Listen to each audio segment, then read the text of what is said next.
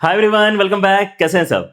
तो आज हम फिर से मिल रहे हैं कॉम्प्लेक्स नंबर के डिस्कशन के लिए। पिछला वीडियो हमारा बेसिक्स को पूरा कवर कर चुका है, जहां पर हमने ये भी देख लिया है कि आपके कॉन्जुगेट, मॉडुलस और आर्गुमेंट क्या क्या होते हैं, इनकी कैलकुलेशंस कैसे होती हैं for all the three formats.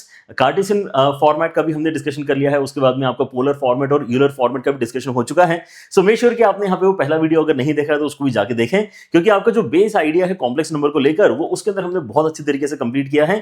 थोड़ा सा समय हमें डेफिनेटली लगा है, थोड़ा सा बड़ा वीडियो था, 2 घंटे के आसपास हमें समय लगा है, लेकिन उतना समय अगर आप डेडिकेट करते हैं कॉम्प्लेक्स नंबर के आइडियाज को अच्छी तरीके से मास्टर करने में, तो आगे जो भी आपको यहाँ पर सिखाने वाले हैं including properties and other topics to come, वो सब आपको यहाँ पर ज्यादा इजीली समझ में आएंगे। So make sure that you are following the actual lectures one by one. And now let us start our properties का डिस्कशन। कॉन्जुगेट के साथ में स्टार्ट करेंगे, मॉडुलस एंड आर्गुमेंट के बाद में हम यहाँ पे इसको है ना रैप अप करने वाले हैं। सो आपके यहाँ पर जो प्रॉपर्टी का लिस्ट है, थोड़ा सा यहाँ पर देख के आपको बड़ा सा लग सकता है, लेकिन कोई भी प्रॉपर्टी ऐसी नहीं है जो समझने में कोई बहुत ही ज्यादा आपको एफर्ट लगाने पड़ेंगे। बहुत ही सिंपल सिंपल सी प्रॉपर्टीज हैं। पहले अभी हम इनको समझ लेते हैं एंड देन क्वेश्चंस जब अप्लाई करेंगे सो ऑटोमेटिकली आपका यहाँ पे एक अच्छा कॉन्फिडेंस बिल्ड हो जाएगा। जैसे पहली प्रॉपर्टी क्या है? कॉन्जुगेट तो याद है ना आपको क्या है? कॉन्जुगेट क्या होता है? कॉन्जुगेट होता है कि भाई आई की जगह माइनस आई करना है, ठीक है ना। अगर आप लिख के रखना चाहते हो तो लिख के रख सकते हो कि अगर मैं यहाँ पर एग्जांपल के तौर पे z की वैल्यू अगर x प्लस आई वाई मानता हूं तो z बार जो है ये आपका x माइनस आई वाई बनेगा, ठीक है ना। ये हम बेसिकली जानते हैं, ठीक है ना। तो हम कॉन्जुगेट की प्रॉपर्टीज पढ़ रहे हैं, मतलब जब हम यहाँ पे कॉन्जुगेट लेते हैं किसी कॉम्प्लेक्स नंबर का तो क्या फील होना चाहिए। सो आपको पहली बात तो प्रॉपर्टी दिखा रहे हैं कि अगर दो कॉम्प्लेक्स नंबर आपस में बराबर हैं तो उनके कॉन्जुगेट भी बराबर होंगे। अब ये कौन सी डिफिकल्ट प्रॉपर्टी? ये तो काफी सिंपल है कि हाँ ऑब्वियसली कॉम्प्लेक्स नंबर ही अगर बराबर तो उनको कॉन्जुगेटिव तो बराबर ही होंगे। ये पहली प्रॉपर्टी। सेकंड प्रॉपर्टी ये है कि अगर आप कॉन्जुगेट ऑलरेडी ले चुके हो और उसी चीज का एक बार फिर से कॉन्जुगेट लोगे तो यहां पर क्या हो जाएगा, वापस आपको ओरिजिनल कॉम्प्लेक्स नंबर मिल जाएगा, ठीक है ना। तो हमने क्या बोला था, कॉन्जुगेट निकालने के लिए आपको केवल आई की जगह माइनस आई करना होता है। तो इसका अगर कॉन्जुगेट निकालना है तो आप इसमें भी आई की जगह माइनस आई करोगे तो माइनस माइनस प्लस हो जाएगा, तो फिर से ये मिल जाएगा। तो याद कैसे रख सकते हो आप इसको कि दो बार जब साथ में आते हैं, बार और बार जब साथ में आएंगे तो आपस में कैंसिल आउट हो जाएंगे, ठीक है ना। ऐसे आप अपनी प्रॉपर्टी को ध्यान रख सकते हो। फिर अगर आप दोनों को ऐड करते हो, z और z बार को ऐड करते हो तो आपको 2x मिलेगा। 2x को क्या मैं यहाँ पे 2 times of real part of z बोल सकता हूँ? बिल्कुल बोल सकता हूँ। वैसे अगर मैं इनको सब्ट्रैक्ट करूंगा तो मेरे पास में कितना आ जाएगा, 2i आ जाएगा। क्या मैं इसको 2i के साथ में इमेजिनरी पार्ट ऑफ z बोल सकता हूँ? ऑब्वियसली यही बोलेंगे, ठीक है ना। सो यहाँ पे कोई भी प्रॉपर्टी ऐसी नहीं है जो आपको ऐसा लगेगा कि सर इसको प्रूव करके दिखाओ, सर ऐसा कैसे हो गया, है ना। ऐसा बिल्कुल भी नहीं होगा। आपको यहाँ पर सच में मतलब देखते से पता चलेगा कि हाँ ऐसा कुछ है। अच्छा, लेकिन ये प्रॉपर्टीज की लिस्ट फिर बताई क्यों जा रही है? ये इसलिए बताई जा रही है क्योंकि हम जब क्वेश्चंस में अपने क्वेश्चंस को सॉल्व करने के लिए कोई अप्रोचेस वगैरह बिल्ड करना चाहेंगे तो उनमें इन सब चीजों का इस्तेमाल हो रहा होता है, राइट। सो इसलिए अगर ये पहले से अगर देखी हुई है थ्योरी पॉइंट ऑफ व्यू से तो हमें मदद मिलती है एक थॉट जनरेट करने में, राइट। नेक्स्ट हमारे पास में जो आइडिया है वो ये है कि अगर आपको लगता है कि यार आपका z और z बार तो बराबर आ गया, तो ये तभी हो सकता है, z और z बार देखो दोनों आपके बराबर आ गए, तो यार ये तो तभी हो सकता है जब यहाँ पे y ना हो। y नहीं होगा तभी आपके z और z बार बराबर x और x आपको नजर आएंगे। एंड वही इन्होंने यहाँ पे कंक्लूड किया हुआ है कि अगर z और z बार आपके बराबर है इसका मतलब z आपका एक प्योरली रियल क्वांटिटी रहा होगा, तभी ऐसा हो सकता है। लेकिन अगर z और z बार का एडिशन अगर आपको 0 मिल रहा है, z और z बार को ऐड करके देखो, z और z बार को अगर आप ऐड करते हो तो आपको 2x मिलता है, लेकिन आपको क्या मिल गया है, 0 मिल गया है। आपको अगर 0 मिल गया इसका मतलब आपका ये जो कॉम्प्लेक्स नंबर है उसके अंदर x वैल्यू नहीं बची होगी, है ना। तभी तो यहाँ पर आपको 0 मिला है, क्योंकि x अदरवाइज मिलना चाहिए था, 2x मिलना चाहिए था, राइट। सो यहां से हमें कंक्लूड हो जाता है कि आपका इसका मतलब जो कॉम्प्लेक्स नंबर है इस कंडीशन को अगर सेटिस्फाई कर रहा है मतलब वो प्योरली इमेजिनरी होना चाहिए, राइट। फर्दर क्या है, नेक्स्ट प्रॉपर्टी है कि z इंटू जेड बार अगर मैं करता हूं तो मेरे पास में x square plus Y square आता है।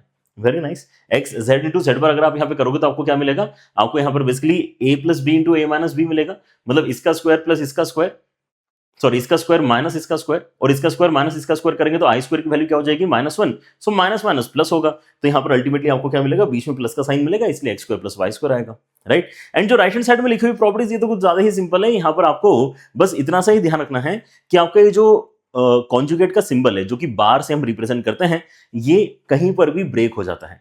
एडिशन के ऊपर भी ब्रेक हो जाता है, सब्ट्रैक्शन के ऊपर भी ब्रेक हो जाता है, मल्टीप्लिकेशन है तो भी ब्रेक हो जाता है, डिवीजन है तो भी ब्रेक हो जाता है। मतलब आपके जितने भी ऑपरेटर्स हैं, है ना, एडिशन सब्ट्रैक्शन मल्टीप्लिकेशन डिवीजन, सभी के ऊपर यहां पर ये एकदम सेम तरीके से काम करता है कि आप या तो पहले ऐड करवा लो और फिर कॉन्जुगेट निकालो, या फिर पहले कॉन्जुगेट निकाल लो फिर ऐड कर लो, आंसर आपका सेम आएगा, है ना। ब्रेक हो जाता का मतलब क्या है कि ब्रेक हो जाता का मतलब ये है कि आप पहले ऑपरेशन करके फिर कॉन्जुगेट निकालो, या कॉन्जुगेट निकाल के फिर वो ऑपरेशन करो, बात सेम आती है, राइट। सो ये सारी चीजें आप यहाँ पे फिर से बेसिक एग्जांपल लेके यहाँ पे चेक करके देख सकते हो। आई डोंट थिंक कि यहाँ पर बहुत ज्यादा सपोर्ट की जरूरत है, आप बस यहाँ पर इसको ऐसे डायरेक्टली याद रख सकते हो कि यार आपका जो बार है वो ब्रेकेबल है, आपका जो बार है वो ब्रेकेबल है, आप उसको कहीं पर भी तोड़ सकते हो। देखो यहाँ पर आपने डिवीजन में भी तोड़ दिया है ना, ओवरऑल ब्रैकेट के ऊपर बार लगा हुआ था तो आपने बोला कि नहीं ऊपर वाले पे बार अलग से लगा देंगे, नीचे वाले पे बार अलग से लगा देंगे, that actually works pretty fine for us, right. तो ये जो प्रॉपर्टीज हैं आपकी कॉन्जुगेट की प्रॉपर्टीज हैं, मतलब देखो हमने यहाँ पर एक एक करके सारी प्रॉपर्टीज रीड आउट करी हैं, लेकिन किसी भी पर्टिकुलर प्रॉपर्टी में ऐसा नहीं लगा कि यार कोई बहुत बड़ी बात हमने यहाँ पर बोल दी, राइट। सो लेट अस सी कि क्वेश्चंस में कैसे इनका इस्तेमाल होगा। पहले लेकिन हम क्या करते हैं, मॉडुलस की भी प्रॉपर्टीज देख लेते हैं, क्योंकि मॉडुलस और कॉन्जुगेंट काफी सवालों में एक साथ इस्तेमाल हो रहा होता है, ठीक है ना। तो will first see the properties of modulus also, एक 2-5 मिनट लगेंगे फिर इनको अप्लाई करना सीखेंगे, ठीक है ना। सो आपके यहाँ पर जो पहला प्रॉपर्टी वो ये है कि अगर आपके किसी भी कॉम्प्लेक्स नंबर का मॉडुलस अगर 0 आ रहा है then it is possible only when your complex number in itself is 0, ठीक है ना, अदरवाइज यहाँ पे ऐसा नहीं हो सकता, है ना, क्योंकि ये क्या रिप्रेजेंट करता है, ये डिस्टेंस फ्रॉम ओरिजिन रिप्रेजेंट करता है। सो जैसे ही आप यहाँ पे थोड़ा सा भी दूर जाओगे तो आपको यहाँ पे मॉडुलस तो 0 नहीं मिलेगा, मतलब मॉडुलस अगर आपको 0 चाहिए तो आपको एक्जैक्टली ओरिजिन पे ही रुका हुआ होना चाहिए, और ओरिजिन पे रुके हुए मतलब आपका कॉम्प्लेक्स नंबर का वैल्यू क्या है, 0 के बराबर है। सेकंड प्रॉपर्टी काफी इंटरेस्टिंग और काफी इंपॉर्टेंट भी है। आप अगर z के मॉडुलस की बात करते हो, है ना, z अगर आपने यहाँ पर लिया है x प्लस आई वाई, ठीक है ना, z अगर आप लेते हो x प्लस आई वाई तो z बार क्या हो जाता है, ये हो जाएगा x minus I Y, minus z क्या हो जाता है minus x minus I Y, and minus of z bar क्या हो जाता है minus x plus I Y, ठीक है ना। कुछ नहीं किया मैंने यहाँ पर, बस अपनी कैलकुलेशन करते करते यहाँ पे सारे एक्सप्रेशंस को लिख दिया है। देखो z के साथ में z बार तो लिखते आता ही है, i की जगह माइनस आई करना है, माइनस जेड के लिए मैंने दोनों जगह माइनस मल्टीप्लाई कर दिया, एंड माइनस जेड बार के लिए ये जो बन चुका था उसके अंदर माइनस मल्टीप्लाई कर दिया, ठीक है ना। सो आप यहाँ पे क्लियरली देख सकते हो कि अगर मैं इनके मैग्नीट्यूड्स की कैलकुलेशन करता हूं, सो मैग्नीट्यूड कैसे आने वाला है आपका, मैग्नीट्यूड आपका अल्टीमेटली यहाँ पे अंडर रूट के अंदर इसका स्क्वायर प्लस इसका स्क्वायर की मदद से ही आने वाला है, ठीक है ना। क्या बोला था हमने यहाँ पे, मॉड जेड का फॉर्मुला क्या बताया था हमने, मॉड जेड का फॉर्मुला बताया था अंडर रूट के अंदर x square plus Y square. So वैसे इसके मॉडुलस का वैल्यू क्या हो जाएगा, अंडर रूट के अंदर x square plus Y square बनेगा, यहाँ पर भी मॉडुलस के अंदर x square plus Y square बनेगा, क्योंकि स्क्वायरिंग करने पे माइनस साइन का तो यहाँ पे फर्क नहीं पड़ रहा, राइट। तो सबके अंदर यहाँ पे एक्स और वाई के स्क्वायर से आने वाला है, that's why magnitude point of view से या मॉडुलस पॉइंट ऑफ व्यू से इन सभी क्वांटिटीज का मॉडुलस आपका सेम ही निकल कर आ रहा होता है, ठीक है ना। नेक्स्ट आपकी जो property, again it is a very simple property, कि अब रियल पार्ट मतलब x की बात करूं चाहे इमेजिनरी पार्ट y की बात करूं, दोनों ही मॉडुलस के कंपैरिजन में, है ना, माइनस ऑफ मॉडुलस और प्लस ऑफ मॉडुलस के बीच वाली कहीं ना कहीं नंबर्स होते हैं, विच इज राइट, क्योंकि आपका जो मॉडुलस है उसके अंदर अंडर रूट के अंदर x square plus Y square है। समझो, आपका जो मॉडुलस ऑफ z है उसके अंदर क्या है, अंडर रूट के अंदर एक्स स्क्वायर भी है और वाई स्क्वायर भी है। तो अगर y की वैल्यू 0 रहेगी तब जाके ये क्या बनेगा, x के बराबर बनेगा, अगर x की वैल्यू 0 रहेगी तब जाके y के बराबर बनेगा, मतलब अदरवाइज तो ये x और y से बड़े ही कुछ नंबर्स बन रहे हैं, राइट। तो यही तो कहना चाहते हैं हम, x और y के कंपैरिजन में कुछ ना कुछ बड़ा ही बन रहा है, और उसके आगे नेगेटिव लगा दोगे तो ऑब्वियसली आपका छोटा बनेगा, right. So that's how you need to basically understand this, कि आपका जो x और y इंडिविजुअली है वैल्यूज, वो obviously mathematically minus of under root of X square plus Y square से लेके plus under root of X square plus Y square के बीच में कहीं ना कहीं होने वाले हैं। And now this is pretty important, ये जो आपकी प्रॉपर्टी है ना, ये कह रहा है कि z इंटू जेड बार करके मॉड z का स्क्वायर आता है, ये आपकी काफी ज्यादा इंपॉर्टेंट प्रॉपर्टी है। z और z बार को मल्टीप्लाई करके अगर आप देखते हैं, वैसे हमने ये पिछले पेज पे भी देखा था जब हम कॉन्जुगेट की प्रॉपर्टीज पढ़ रहे थे, तो हम यहाँ पे z इंटू जेड बार अगर करते हैं तो आपको यहाँ पर क्या मिलता है, x square plus Y square मिलता है, which in turn can be written as mod z का स्क्वायर। मॉड z क्योंकि कितना है, मॉड z है आपका अंडर रूट के अंदर x square plus Y square, उसका स्क्वायर करोगे तो भी यही आएगा, और इन दोनों को मल्टीप्लाई करके भी वही आ रहा है, ठीक है ना। तो z बार करके आपको मॉड z का स्क्वायर मिलता है। I can not emphasise this enough कि ये कितना इंपॉर्टेंट है, बहुत ही ज्यादा इंपॉर्टेंट है, ठीक है ना, इसको ध्यान रखना। इस पेज के ऊपर I guess it is one of the most important, second वाला भी काफी इंपॉर्टेंट है लेकिन फोर्थ वाला तो कुछ ज्यादा ही इंपॉर्टेंट है, ठीक है, ऑलराइट। अच्छा, फिर क्या है यहाँ पे आपका जो 1/z का वैल्यू है, अगर आपको कभी भी यहाँ पे रेसिप्रोकल कैलकुलेट करना है तो आप यहाँ पर क्या करोगे, वैसे तो यही काम करोगे, बिकॉज इट लुक्स लाइक कि मैं 1 को डिवाइड करना चाहता हूँ z से, तो 1 को अगर मैं z से डिवाइड करना चाहता हूँ तो मुझे क्या करना पड़ेगा, कॉन्जुगेट से मल्टीप्लाई करना पड़ेगा। तो जैसे आप z बार ऊपर और z बार नीचे मल्टीप्लाई करते हो, ऊपर का z बार तो आपको दिखाई दे रहा है, नीचे के z बार के साथ में क्या है, z लिखा हुआ है, तो जैसे ही z और z बार साथ में आएंगे आप अपने डिनोमिनेटर को क्या कर सकते हो, मॉड z का स्क्वायर ऐसा लिख सकते हो, ठीक है ना। सो ये फिफ्थ वाला again is a derived result from the fourth one. So मुझे लगता है कि बहुत ज्यादा यहाँ पर इसको याद रखने की जरूरत है, इसको याद रखना लेकिन बहुत ज्यादा जरूरी है। Then these two are again pretty important, not because कि ये इस तरह से स्प्लिट किया जा सकता है, बट बिकॉज कि अभी यहां पे ये चीजें खत्म हो गई हैं। समझ रहे हो, ये क्या बता रहा है कि मॉडुलस जो है आपका ब्रेक किया जा सकता है। जैसे बार के लिए हमने बोला था ना कि बार आप ब्रेक कर सकते हो, ठीक है ना। लेकिन यहां पे प्लस माइनस मल्टीप्लीकेशन डिवीजन सब जगह आपका बार ब्रेक हो सकता है, ये बेसिकली हमने पढ़ा था। जबकि यहां पे आपके उसमें देखो प्लस और माइनस नहीं है, केवल और केवल आपके इसमें मल्टीप्लीकेशन है, जिसमें आप मॉडुलस को ब्रेक कर सकते हो। दोनों अलग अलग निकालोगे तो भी आपका आंसर सेम आएगा। पहले दोनों कॉम्प्लेक्स नंबर्स को मल्टीप्लाई कर लो, फिर उनका मॉडुलस निकालो, या फिर आप पहले मॉडुलस निकाल लो और फिर उन दोनों को मल्टीप्लाई करो, सेम आंसर आएगा।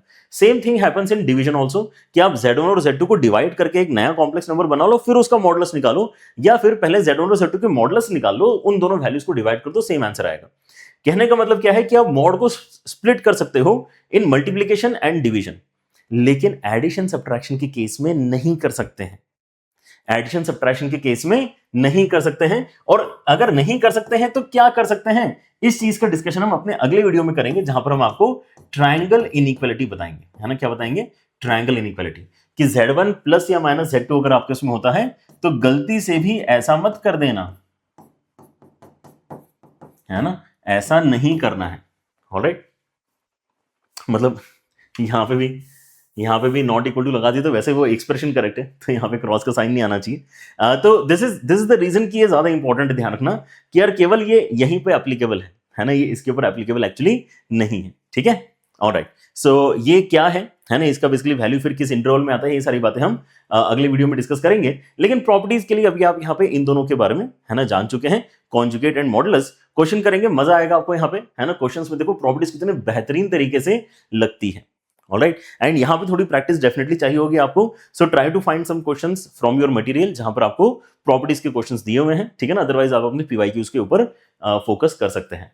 यहां पर देखो क्या दिया इस क्वेश्चन में कि मॉड Z की वैल्यू आपकी 1 के बराबर है, एंड W नाम का एक कॉम्प्लेक्स नंबर हमने क्रिएट किया है Z-1 अपॉन Z+1 की मदद से, और आपको रियल पार्ट ऑफ W निकाल के बताना है, राइट। सो काफी सारी प्रॉपर्टीज आपके यहाँ पर लगना स्टार्ट हो जाएंगी। हम एक गेम भी खेल सकते हैं, हम यहाँ पे देख सकते हैं कि कौन कौन सी प्रॉपर्टीज लगते जा रही है, उसको हम टिक करते हुए आगे बढ़ सकते हैं। सो विल रियलाइज कि मोस्टली आपके सारी ही प्रॉपर्टीज यहाँ पे एक एक करके लग जाती है, ठीक है ना।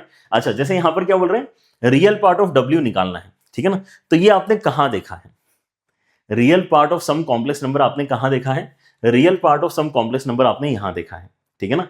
तो मुझे किसी भी कॉम्प्लेक्स नंबर का अगर रियल पार्ट चाहिए, मतलब x अगर चाहिए, तो मैं सिंपली क्या कर सकता हूं, दोनों को ऐड कर दो, z और z बार को, तो आपके इसमें 2x आ जाएगा, which is 2 times of real part. तो 2 से अगर डिवाइड करोगे तो आपके इसमें रियल पार्ट आ जाएगा, ठीक है ना। सो ये वाली प्रॉपर्टी बेसिकली आपकी अभी यहाँ पे इस्तेमाल में आ रही है। टिक नहीं करते हैं, चलो ऐसे ही बस अंडरलाइन कर लेते हैं, राइट, कि ये हम यूज कर रहे हैं। z प्लस जेड बार अपॉन 2 करूंगा अगर मैं, तो मुझे रियल पार्ट ऑफ z मिलेगा। तो रियल पार्ट ऑफ w के लिए क्या करना पड़ेगा, w plus w bar upon 2 करना पड़ेगा, right. So that is what has to be the first step, ठीक है।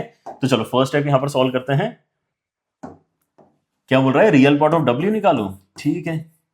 यहां पे हम बोलते हैं कि w जो भी है उसके अंदर इसका कॉन्जुगेट ऐड करके ना 2 से डिवाइड कर दो, यही आपका आंसर होना चाहिए, ठीक है ना। सो w क्या है एंड w बार क्या है।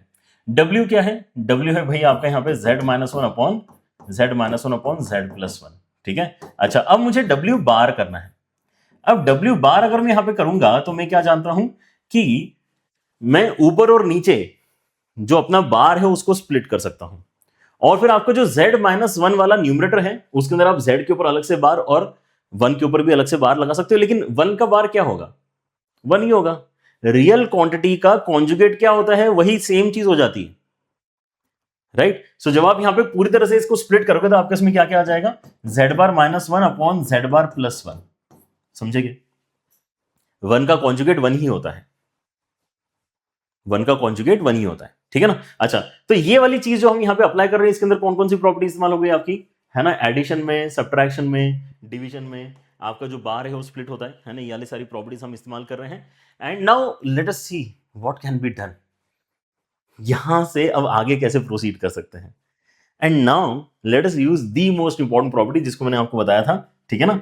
अब क्या है, इसको सॉल्व करने के कई सारे तरीके हो सकते हैं। जैसे यहां पर कुछ बच्चों को आ सकता है दिमाग में कि सर मैं क्या करता हूं, यहां पर एलसीएम ले लेता हूं, सर क्या दिक्कत है। वो भी एक सॉल्यूशन है, डेफिनेटली एक सॉल्यूशन, ठीक है ना। आप एलसीएम लेके यहां पर आगे बढ़ सकते हो, देख सकते हो क्या क्या आपका कैंसलेशन में जा रहा है, and then you can see कि आपका यहां पर आंसर क्या आना चाहिए। But let me help you understand one more beautiful approach. यहां पर दिया हुआ है कि आपका जो z का मॉड है वो 1 के बराबर है। अब z का मॉड अगर आपको 1 के बराबर दिया है, मतलब z के मॉड का जो स्क्वायर है वो भी 1 है, लेकिन z के मॉड का जो स्क्वायर होता है वो तो z इंटू जेड बार होता है। मतलब z बार के प्लेस में I can replace 1 by z। This is what I want to do as the next step. समझे क्या करना चाह रहे हैं हम बोल रहे हैं कि देखो आपका जो z बार है ना इस क्वेश्चन में, यूजिंग दिस इंफॉर्मेशन, वो ये है कि z बार आपका यहाँ पे 1 बाय z के बराबर है। सो अगर उसको मैं यहाँ पे रिप्लेस करता हूं तो मेरे पास में कितना आ जाएगा, हाफ के साथ में z minus one upon Z plus one, उसके साथ में यहाँ पे आ जाएगा 1 by Z minus one upon 1 by Z plus one. समझे? तो अगर आप वहां एलसीएम लेते हो तो आपको क्या नजर आता है, यहाँ पे आ जाएगा z minus one upon Z plus one and उसके साथ में आ जाएगा 1 minus Z upon 1 plus Z, and ये दोनों आपस में कैंसिल होकर जीरो ही बन जाएगा। समझे क्या? कैंसिल ही तो हो गए। यहां से माइनस साइन कॉमन निकालो यार, माइनस साइन कॉमन निकालोगे न्यूमरेटर में से तो ये z minus one upon Z plus one ही तो लिखा है, यहां पर भी वही लिखा है, बीच में माइनस का साइन आ जाएगा, दोनों कट जाएंगे। ठीक है ना? तो आपका यहां पर आंसर आ गया है 0, तो हम जो सॉल्व कर रहे थे वो 0 आ गया, मतलब आपका यहां पे ए ऑप्शन करेक्ट होना चाहिए। ठीक है? सो मॉड z इक्वल टू 1 जैसा कोई डेटा अगर आपको दिया हुआ होता है तो आप इस तरह से उसका यूटिलाइजेशन कर सकते हैं। ठीक है? अदरवाइज यूजुअल स्टेप्स तो आप यहां पे कर ही सकते हो। यहां पर आप क्रॉस मल्टीप्लाई करना है तो यहां पर आपको अब फोर्सफुली z इंटू जेड बार बनते हुए नजर आएगा, तो z इंटू जेड बार बनते हुए नजर आएगा तो आपको याद आना चाहिए कि वो मॉड z के स्क्वायर से रिप्लेस किया जा सकता है, तो उसके प्लेस में फिर आप यहां पे 1 लिख के आगे कैलकुलेशन प्रोसीड कर सकते हो। ठीक है ना? If you don't want to do these blue and white steps, so you can basically do the cross multiplication वाला स्टेप। डन है? ये वाला सवाल सॉल्व करके देखो, इतना बड़ा सा कुछ दे दिया सॉल्व करने के लिए। अगेन इसको सॉल्व करने के लिए बहुत सारे अलग अलग तरीके आपको मिल सकते हैं। ठीक है ना? इसको सॉल्व करने के काफी सारे अलग अलग तरीके आपको बुक्स में मिल सकते हैं इस तरह के क्वेश्चन के। लेकिन अभी अभी जो हमने यहां पर आइडिया अभी यहां पे डिस्कस किया है, आप उसी के ऊपर वापस थोड़ा सा काम करने की कोशिश करो। आप ये सोचो कि आपको यहां पे 1 plus Z upon 1 plus Z bar दिया है सॉल्व करने के लिए, उसका क्यूब निकालना है। अगर मैं यहां पर बोलता हूं कि लेट अस से कि आपका जो z है वो sine of 2 pi by 9 plus I cos 2 pi by 9 के बराबर है, तो z बार ऑटोमेटिकली क्या हो जाएगा, z bar automatically sine of 2 pi by 9 minus I cos 2 pi by 9 के बराबर हो जाएगा, which is written over here. अगर मैं ऊपर वाले को z बोलता हूं तो ये z बार है। मतलब जो क्वेश्चन में यहां पे सॉल्व करना चाहता हूं उसको मैं शॉर्ट में अगर यहां पे लिखना चाहूं तो शॉर्ट में कैसे लिख सकता हूं, इसी क्वेश्चन को यहां पर इसका मतलब मैं z के टर्म्स में लिख सकता हूं 1 plus Z upon 1 minus z, sorry 1 plus Z bar. समझे ना? 1 plus Z upon 1 plus Z bar का क्यूब बेसिकली मैं निकालना चाहता हूं। ठीक है?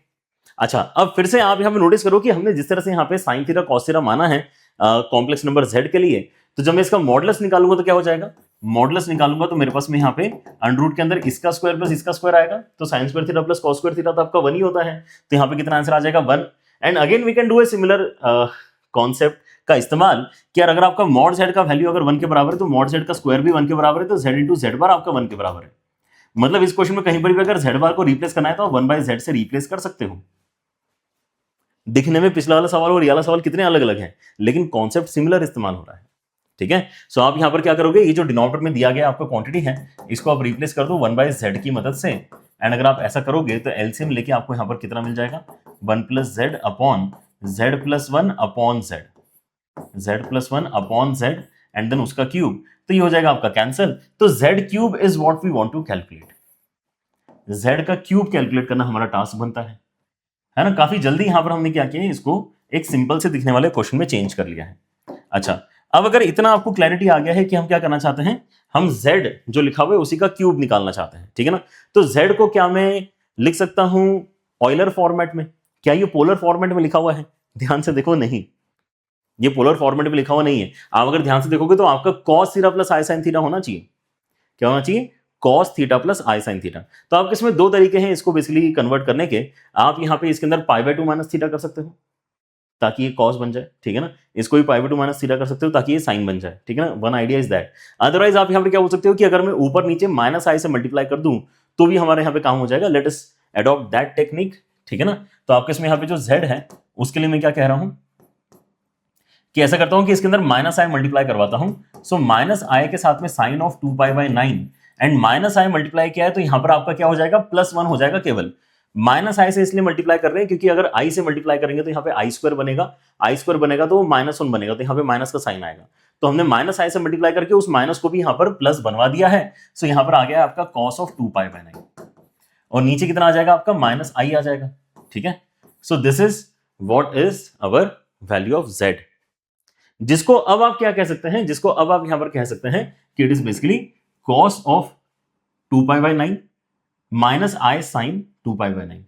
मतलब ये आपका ऑयलर फॉर्मेट में e की पावर -i 2π/9 ऐसा लिखा जा सकता है। नीचे कितना है -i है। तो ये आपका अगर z का वैल्यू है तो z का क्यूब आपका कितना हो जाएगा, बस आपको यहां पर क्यूब करना है ना। देयरफॉर z का क्यूब हो जाएगा आपका e की पावर में -i 2π/3 और नीचे आ जाएगा -i का क्यूब। सही है, सो -i का क्यूब कितना है, माइनस तो बाहर आ जाएगा और i क्यूब का वैल्यू -1 है ना, ये चीज -i है, i क्यूब का वैल्यू -i है, ये वैल्यू यहाँ पे हम रिप्लेस कर सकते हैं। और ये तो कितना है e की पावर -i थीटा कितना हो जाएगा, cos theta -i sin theta हो जाएगा। ठीक है ना, सो बेसिकली आपका जो z क्यूब का यहाँ पे कन्वर्जन आना चाहिए that should be cos of 2π/3 -i sin 2π/3 and नीचे यहां पर मैंने कन्वर्ट करना है माइनस के साथ में i cube is -i। Okay, so cos of 2π/3 is how much, -1/2, यहां पे आ जाएगा √3/2 और नीचे आएगा आपका माइनस प्लस i आ जाएगा क्या, i क्यूब क्योंकि आपका कितना है -i के बराबर है तो माइनस प्लस हो जाएगा। सो ये बेसिकली अगर मैं स्प्लिट करता हूं then what I am getting is basically -1/2i and then -√3/2। So यहां पर आप क्या कर सकते हैं, यहां पे आप सिंपल काम करो, ऊपर नीचे i से मल्टीप्लाई कर लो।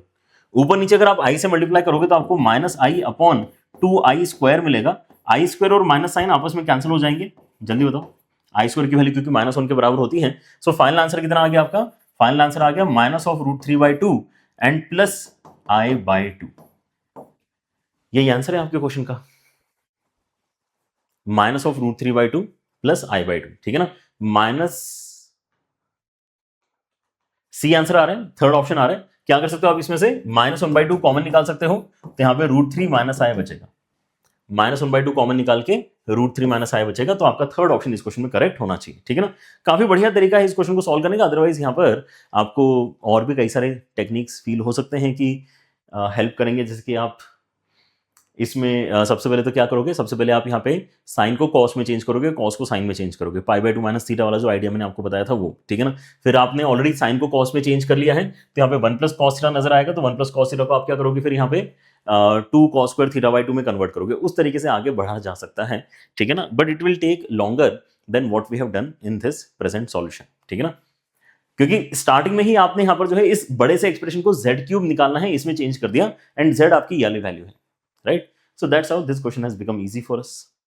चलिए आगे देखते हैं एंड प्रॉपर्टीज को ऐसे यूज करते चलेंगे। अगर हम यहाँ पर देखें तो हमने कौन कौन सी प्रॉपर्टी इस्तेमाल करी है to be marking the properties, है ना। तो हमने येलो प्रॉपर्टी तो ऑब्वियसली इस्तेमाल किया ही है एंड हमने और क्या क्या किया है, अभी तो मुझे लगता है कि यही किया है हमने। अगले क्वेश्चन में देखो और मजा आएगा।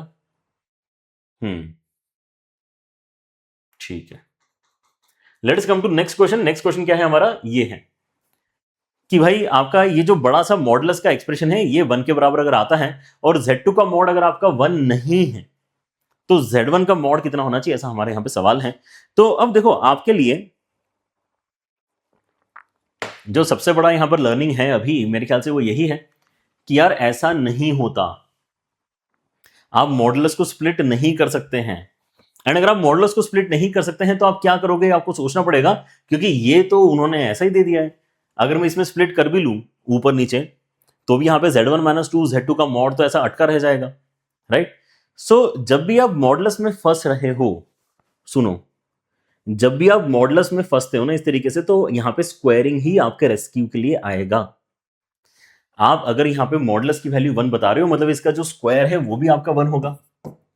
Z1 - 2 Z2 upon 2 - Z1 Z2 बार, इसका जो मॉडुलस आपको दे रखा है उसका स्क्वायर भी 1 के बराबर होगा। और किसी भी चीज के मॉडुलस का जो स्क्वायर होता है वो क्या है, उसी चीज को उसी के कॉन्जुगेट से मल्टीप्लाई कर दो, उसी के कॉन्जुगेट से मल्टीप्लाई कर दो। तो सब जगह कॉन्जुगेट आपका स्प्लिट होने वाला है और जहां पर भी रियल नंबर आपको 2 नजर आ रहा है उसकी जगह तो आपको 2 ही लिखना है। ठीक है ना। बाकी सब जगह आपका बार आ जाएगा, और जहां पे 2 बार बनेंगे वहां पे आपका बार कैंसिल आउट हो जाएगा। जैसे यहां पर बनने वाला है 2 जगह बार आएगा तो बार आपका कैंसिल हो जाएगा, ठीक है ना। सो यहाँ पे Z1 का बार लिख रहे हैं -2, 2 के ऊपर तो बार आएगा नहीं, वो रियल नंबर है, उसका कॉन्जुगेट वो खुद ही होता है। Z2 के ऊपर बार आ जाएगा, नीचे अगर मैं देखता हूं तो यहाँ पे 2 रियल नंबर है, Z1 के ऊपर बार आ जाएगा और Z2 के ऊपर का बार चला जाएगा, ठीक है ना। सो राइट हैंड साइड में कितना है, 1 के बराबर है। So we have successfully removed the modulus from the equation. Modulus हटा दिया हमने, मॉडुलस का स्क्वायर कर दो, मॉडुलस का स्क्वायर करके आपके यहां पर कौन सी प्रॉपर्टी ट्रिगर हो जाती है, वही सबसे इंपॉर्टेंट वाली कि मॉड z का स्क्वायर कितना होता है, z बार के बराबर होता है। मॉड z का स्क्वायर क्या होता है, z बार के बराबर होता है। अब ये z दिखने में बहुत बुरा है तो ये प्रॉपर्टी और भी ज्यादा इंपॉर्टेंट हो गई, मतलब यहाँ पर ये इस तरह से लगती है, ठीक है। फिर आप यहाँ पे मल्टीप्लाई करोगे और क्या करोगे, ठीक है ना, इसी उम्मीद में कि सारी चीजें यहाँ पर समहाउ मैनेज हो जाएंगी। आप मल्टीप्लाई करो और नीचे वाले को मल्टीप्लाई करके राइट हैंड साइड में क्रॉस मल्टीप्लाई एक ही स्टेप में करा दें। मल्टीप्लाई अगर न्यूमरेटर में कराएंगे तो आपको z बार मिलेगा, मतलब z1 के मॉड का स्क्वायर आ जाएगा। फिर आपको यहां पर मिलता है -2 टाइम्स ऑफ z1 z2 बार। फिर आपको मिलता है इसको मल्टीप्लाई करके -2 times of z1 bar z2, and इसको मल्टीप्लाई करेंगे इसके साथ में तो 4 times of z2 bar z2 के मॉड का स्क्वायर, ये मिलेगा 4 टाइम्स ऑफ z2 बार, वो क्या हो जाएगा z2 के मॉड का स्क्वायर।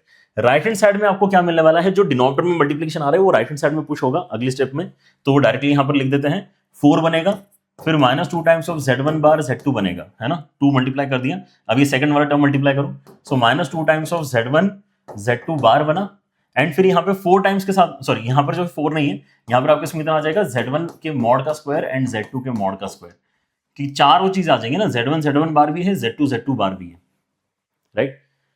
सो यहां से देखो, यस आपको सपोर्ट तो मिल रहा है, कैंसिलेशन बढ़िया तरीके से हो रहे हैं। आपका -2 times of z1 bar z2, -2 times of z1 bar z2, -2 times of z1 z2 bar, -2 times of z1 z2 बार, इस तरह से आपके कैंसिल हो रहे हैं, ठीक है ना। So we can basically take everything on the other side. Obviously 4 and 4 की जोड़ी यहाँ पे साथ में बन के अच्छी लगेगी, और ये जो विदाउट 4 वाली चीजें इनको साथ में लेके अच्छा लगेगा। सो लेट अस डू दैट कि z1 के मॉड का स्क्वायर माइनस z1 के मॉड का स्क्वायर z2 के मॉड का square and plus 4 times of z2 के मॉड का square -4 is equal to 0। So let us see हम यहाँ पर कैसे फैक्टराइज फर्दर कर सकते हैं। तो z1 के मॉड का स्क्वायर अगर मैं कॉमन निकालता हूं तो 1 माइनस z2 के मॉड का स्क्वायर बनेगा, एंड यहां से अगर मैं -4 कॉमन निकालता हूं then again minus of z2 के मॉड का स्क्वायर प्लस 1 मेरे पास में आएगा, तो ये दोनों ब्रैकेट्स आपके सेम बने हैं, राइट। सो 1 माइनस z2 के मॉड का स्क्वायर, ये एक ब्रैकेट बाहर निकल गया, तो अंदर बचा है आपके इसमें z1 के मॉड का स्क्वायर -4, और ये आपको 0 के बराबर मिल रहा है, ठीक है ना। So I guess we have what we wanted. एक बहुत ही अच्छा सा फैक्टराइज्ड एक्सप्रेशन हमारे पास में आ गया है, ठीक है ना। अब क्योंकि समथिंग इनटू समथिंग आपको इक्वल टू 0 मिल रहा है, तो या तो ये 0 हो जाए या फिर ये 0 हो जाए, लेकिन इसको अगर आपको 0 करना है तो आपको z2 के मॉड की वैल्यू को 1 करना पड़ेगा, जो कि अलाउड नहीं है, राइट। सो हमें पता है कि ये नहीं हो सकता, तो होना दूसरे वाले को ही पड़ेगा, ठीक है ना। सिंस z2 का mod is not equal to 1, it is given in the question, तो इसको क्या करते हैं, हम रिजेक्ट करते हैं, इस आइडिया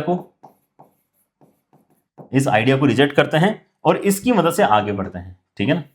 अगर हम इसकी मदद से आगे बढ़ रहे हैं तो ये क्या हमें क्रिएट करके दे रहा है, अगर हम इसकी मदद से आगे बढ़ेंगे तो आपको z1 का मॉड बेसिकली 2 के बराबर क्रिएट करके दे रहा है। z1 के मॉड का स्क्वायर आपका 4 आ गया, मतलब z1 का मॉड आपका 2 बनना चाहिए, समझे क्या। ये है इस पर्टिकुलर क्वेश्चन की कहानी। ये सवाल again is very very important and very very standard pattern question, जहां पर आपको मॉडुलस से बचने के लिए उसका स्क्वायर करना पड़ता है, ठीक है ना। मॉडुलस से कभी भी बचना हो, आपको लग रहा है कि यार पकड़ में नहीं आ रहा सवाल, ओपन हो जाता तो बढ़िया होता, ओपन डायरेक्टली नहीं होता है, मॉडुलस स्क्वायर करके ही ओपन होता है, जहां पे हम बोलते हैं कि मॉड का स्क्वायर बेसिकली z बार के बराबर है, ठीक है। सो रिमेंबर दिस, आपके यहाँ पे आंसर क्या आ रहा है, बी ऑप्शन इस क्वेश्चन में आपका एकदम करेक्ट है, ठीक है। Alright, let us come to this question, this is also very legendary question, ठीक है ना। इसमें फिर से आप देखो कि आपकी कौन सी वाली प्रॉपर्टी बेसिकली लग रही है, एंड कैसे स्टार्ट करेंगे इस सवाल को। z1 का मॉड, z2 का मॉड, z3 का मॉड दिया हुआ है, z1 plus z2 plus z3 का मॉड भी दिया हुआ है, जो कि 2 के बराबर है, एंड देन द वैल्यू हमें इस एक्सप्रेशन की निकाल के बतानी है। अगर हमें इस एक्सप्रेशन की वैल्यू निकाल के बतानी है तो आप यहां पे पहली बात तो क्या नोटिस कर सकते हो कि पहले वाले में आपके इसमें z2 z3 है लेकिन z1 नहीं है। z1 अगर आप देखते हो तो z1 का मॉड अवेलेबल है जो कि 2 के बराबर है, लेकिन यहां पे अवेलेबल वैल्यू जो है वो 2 नहीं है, वो 4 है। यहां पे Z2 नहीं है लेकिन यहां 9 है, और Z2 अगर मैं देखता हूं तो यहां पे 3 है, 9 नहीं है, लेकिन इसका स्क्वायर करते हैं तो 9 आता है बेसिकली, है ना, और इसका स्क्वायर करेंगे तो बेसिकली 4 भी आ ही जाएगा। And similar thing can be noticed here कि यहां पे Z1 Z2 है, Z3 नहीं है, लेकिन Z3 वाला जो इक्वेशन है उसके अंदर मॉडुलस में 4 दिया, उसका स्क्वायर करेंगे तो हमें 16 आएगा। मतलब कुछ ना कुछ इस डेटा का लेना देना तो है, right. So let us basically think of this कि यार मैं स्क्वायर करके देखता हूं ना, क्योंकि स्क्वायर के साथ में कुछ वैल्यूज मैच कर रही हैं। तो Z1 के मॉड का स्क्वायर आपका 4 है, Z2 के मॉड का स्क्वायर आपका 9 है, एंड Z3 के मॉड का स्क्वायर आपका 16 है। और Z1, इसका मतलब Z1 बार आपका 4 के बराबर है, Z2 बार आपका 9 के बराबर है, एंड Z3 बार आपका 16 के बराबर है। क्या ये बात सही है? क्योंकि मॉडुलस को हम क्या लिख सकते हैं, मॉड Z के स्क्वायर को हम ZZ बार लिख सकते हैं। Again we are using that same property, है ना। इतने जगह अलग अलग तरीके से आपको वही सेम प्रॉपर्टी लगते हुए मिलती है, इसलिए हमने यहां पर क्या किया है, हमने यहां पर मॉडुलस एंड कॉन्जुगेट के क्वेश्चंस को एक साथ ही करना स्टार्ट किया है। एक साथ प्रॉपर्टीज देख लिया, अब एक साथ क्वेश्चंस कर रहे हैं, क्योंकि मोस्टली ये साथ साथ वाली ही प्रॉपर्टीज आपकी होती हैं। ओके, सो मैं क्या सोच रहा हूं कि ऐसा करते हैं, जो नंबर्स हमें यहाँ पे दिए हुए हैं ना, इन नंबर्स की जगह ये एक्सप्रेशन से रिप्लेस करवा देते हैं। क्या कहते हैं, ये जो 4 है इसकी जगह रिप्लेस 9 एंड 16 की जगह रिप्लेस अगर मैं करा देता हूं तो मेरे पास क्या आ जाएगा, Z1 bar and then Z2 Z3, फिर यहां पे आ जाएगा Z2 bar and Z1 Z3, and then Z3 bar and Z1 Z2। ठीक है ना, इतनी सारी हमारे पास में वैल्यूज निकल कर आ चुकी हैं। तो अब हम क्या कर सकते हैं, यहां पे देख सकते हैं कि यार तीनों में ही Z1 Z2 Z3 तो है ही, तो we can factorise this. Z1 Z2 Z3 common निकाल सकते हैं, तो अंदर Z1 bar Z2 bar and then Z3 बार आपका बचेगा। ठीक है, यहां तक सही है। तो आपके इसमें 4 नंबर्स हैं, है ना, Z1 Z2 Z3 and this addition वाला वैल्यू, ये सभी के सभी मल्टीप्लिकेशन में है, तो हम इनके मॉडुलस को अलग अलग कर सकते हैं। मॉडुलस मल्टीप्लिकेशन के केस में स्प्लिट हो जाता है, राइट। सो आपका कितना आ जाएगा, Z1 का मॉड अलग से, Z2 का मॉड अलग से, Z3 का मॉड अलग से, and mod of Z1 bar plus Z2 bar plus Z3 बार अलग से। अब सुनो, यहां पर फिर से कुछ नई प्रॉपर्टीज वापस लगने वाली है। यहां पर तो हम वैल्यूज डाल देंगे आसानी से, कोई दिक्कत नहीं है। Z1 का मॉड आपका 2 आ जाएगा, यहां पे आपका 3 आ जाएगा, यहां पर आपका 4 आ जाएगा। यहां पे हम क्या कह रहे हैं कि आप Z1 Z2 Z3, क्योंकि हम अपने बार को तोड़ सकते हैं तो ऑब्वियसली जोड़ भी सकते हैं, और जैसे आप यहां पर इसको जोड़ देते हो, आपको यहां पर फिर से एक प्रॉपर्टी याद आना चाहिए कि Z का मॉडुलस ले लो या Z के बार का मॉडुलस ले लो, आंसर तो सेम ही आता है। Z मतलब ये सब मिला के अगर मैं Z बोलूं, Z का मॉडुलस डायरेक्टली ले लो या उसी चीज का कॉन्जुगेट करके फिर मॉडुलस लो, आंसर सेम आएगा। मतलब इस प्लेस पे हम क्या डाल सकते हैं, इस प्लेस पे हम सीधा सीधा जो Z1 plus Z2 plus Z3 का मॉड है वो वाली वैल्यू डाल सकते हैं, एंड दैट्स वाई यहां पे 2 डालेगा और आपका यहां पे आंसर फाइनली 48 निकलेगा। ठीक है, देखो जरा ध्यान से क्या बोल रहे हैं। आपके इसमें यहां पे ऑलरेडी कितना आ चुका है, 24 आ चुका है, उसके साथ में 2 आप यहां पे मल्टीप्लाई करवा लो, है ना, इसकी वैल्यू। ये दोनों आपके यहां पे सेम वैल्यूज क्रिएट करने वाले टर्म्स है। मतलब 48 इस क्वेश्चन में आपका फाइनल आंसर बनना चाहिए। 48 मतलब बी ऑप्शन इस क्वेश्चन में आपका करेक्ट होना चाहिए, right. Again if we just go back and mark all the result जो हमने यहां पे इस्तेमाल किया, तो यहां पर कुछ नई चीजें मिली है। एक तो ये वाला रिजल्ट हमने इस्तेमाल किया है, रिवर्स में ऐड किया है हमने यहाँ पे सारे कॉन्जुगेट्स को, एंड फर्दर फैक्टराइज करने वाला भी प्रॉपर्टी हमने इस्तेमाल किया है। ठीक है ना, सो हमने क्या क्या इस्तेमाल कर लिया है, देखो यहाँ पे फैक्टराइजेशन वाला प्रॉपर्टी हमारा यूज हो गया, उसके बाद में ये वाला प्रॉपर्टी यूज हो गया है, ये वाला प्रॉपर्टी यूज हो गया। बाकी तो प्रॉपर्टीज वैसे भी बहुत ज्यादा यूज होने लायक है नहीं, ठीक है ना। डिवीजन वाला प्रॉपर्टी वैसे अगले पिछले क्वेश्चन में यूज हुआ है, ऐसा हम कह सकते हैं, ठीक है ना, क्योंकि हमने पिछले क्वेश्चन में पहले स्क्वायर करा लिया, उसके बाद में यहाँ पे क्रॉस मल्टीप्लिकेशन करवाया था। अगर आप पहले क्रॉस मल्टीप्लिकेशन कराना चाहते हो तो करा सकते थे इस क्वेश्चन के अंदर, है ना। इस क्वेश्चन में हम पहले क्रॉस मल्टीप्लिकेशन करा लेते फिर स्क्वायर करते, तो यहाँ पर आपको डिवीजन वाली प्रॉपर्टी लगते हुए नजर आ जाती। सो चीजें क्या है, अगर आप यहाँ पे प्रॉपर्टीज वगैरह याद रखते हो तो क्वेश्चंस में आपके जो आइडियाज हैं, है ना, उनको जनरेट करने में ज्यादा दिक्कत नहीं आती है। ऑलराइट, ठीक है। अब आते हैं इस पैटर्न ऑफ क्वेश्चन के ऊपर। ये भी पैटर्न आपका काफी इंपॉर्टेंट है और काफी रिपीटेड पैटर्न है। क्या बोल रहे हैं ये, the sum of all the possible values of theta lying between -π से लेके 2π फॉर विच दिस एक्सप्रेशन, मतलब एक complex number for which this complex number is purely imaginary. So अगर आपके इसमें प्योरली इमेजिनरी या फिर प्योरली रियल का क्वेश्चन आता है तो आप दो तरीके से उसको टारगेट कर सकते हो।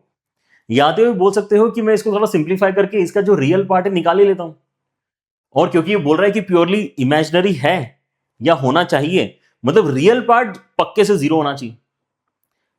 रियल पार्ट जीरो होगा तभी तो प्योरली इमेजिनरी होगा। तो एक तरीका तो ये है। दूसरा तरीका ये है कि हम बोले कि यार अगर आप कह रहे हो कि ये प्योरली इमेजिनरी है, अगर ये प्योरली इमेजिनरी है तो z plus Z bar equal to zero होता है। ये हम प्योरली इमेजिनरी के लिए ऑलरेडी देख चुके हैं, ठीक है ना। क्या देख चुके हैं? प्योरली इमेजिनरी के लिए क्या है? प्योरली इमेजिनरी के लिए आपके उसमें z प्लस जेड बार जीरो के बराबर आता है, ठीक है। और ऐसे ही प्योरली रियल के लिए है ना, एक क्वेश्चन प्योरली रियल वाले भी करेंगे, z इक्वल टू जेड बार आता है, राइट। सो ये वाले जो आपके इंटरप्रिटेशन है ये बहुत ज्यादा जरूरी है, यहां पे ध्यान रखना। जब भी प्योरली इमेजिनरी या फिर प्योरली रियल वाला क्वेश्चन होता है तो इन रिजल्ट्स का यूज करके बेसिकली हम क्वेश्चन को सॉल्व करते हैं, राइट। लेकिन जैसे मैंने बोला कि या तो आप ये रिजल्ट्स यूज करोगे या फिर आप डायरेक्टली बोल सकते हो कि यहां पर क्योंकि हमारे पास में कॉम्प्लेक्स नंबर वेल डिफाइंड है ना, डिफाइंड है। यहाँ पर जो है ऐसा कोई z वगैरह से इन्होंने छुपा के नहीं रखा है। यहाँ पे कहाँ पे 1 आ रहा है, कहाँ पे 2 आ रहा है, कहाँ पे थीटा आ रहा है, वो एकदम सीधी तरीके से हमें नजर आ रहा है, ठीक है ना। तो इस पर्टिकुलर क्वेश्चन में हम एक और अप्रोच सजेस्ट कर सकते हैं, विच इज व्हाट, कि हम इसको सॉल्व ही कर लेते हैं ना, कि 1 प्लस आई कॉस थीटा के साथ में नीचे आपको 1 माइनस 2i कॉस थीटा अगर कोई देता है तो आप क्या करो, इसके अंदर 1 plus 2i cos theta multiply कर लो and then 1 plus 2i cos theta से डिवाइड कर लो, ठीक है। तो अगर आप ये करते हो तो नीचे तो आपको पता ही है कि क्या बनने वाला है कि नहीं, x2 square plus y2 square, याद आ रहा है। नीचे आपके इसमें क्या बनता है, नीचे आपके इसमें यहाँ पे ये z बार ही तो है, ये z बार है, मतलब मॉड z का स्क्वायर बनेगा। मॉड z का स्क्वायर मतलब क्या होता है, x square plus y square, मतलब रियल वाले का स्क्वायर करके लिख लो मतलब 1 एंड देन इमेजिनरी वाले का स्क्वायर करके लिख लो मतलब 4 cos स्क्वायर थीटा। कितना आ रहा है, 4 cos स्क्वायर थीटा।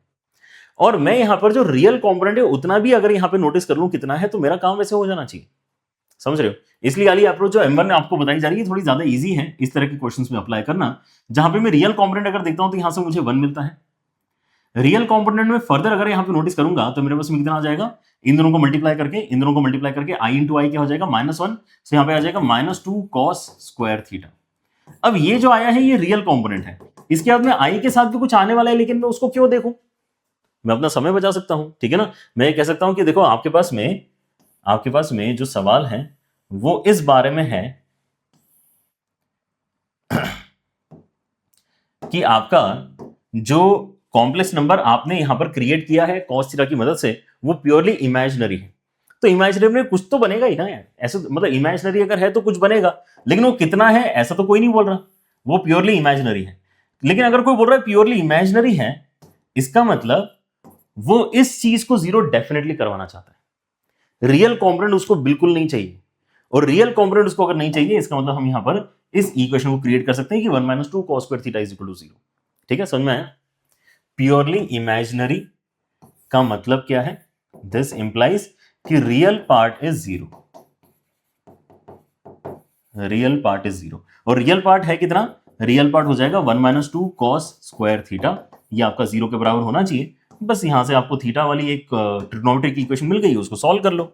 क्या कहते हैं, आ रही बात समझ में, कि भाई आपका cos स्क्वायर थीटा जो है ये 1/2 के बराबर है, मतलब cos स्क्वायर थीटा आपका 1/√2 के होल स्क्वायर के बराबर है, मतलब आपके पास में यहाँ पे cos स्क्वायर π/4 के बराबर है, ठीक है ना। सो cos स्क्वायर थीटा अगर आपका cos स्क्वायर π/4 के बराबर है, सो थीटा क्या हो जाएगा आपका, सॉल्यूशन याद है क्या आप लोगों को, थीटा कितना हो जाएगा, ये हो जाएगा nπ प्लस माइनस π/4।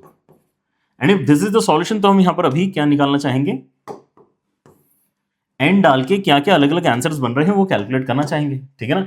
सो n की वैल्यू क्या मैं -1 डाल सकता हूं इस बार, -1, हाँ, क्योंकि -π तक जा सकते हैं, -1 डाल सकते हैं, -1 डालेंगे तो -π बनेगा।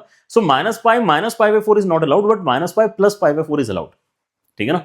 सो -π के साथ में प्लस π/4 अलाउड है।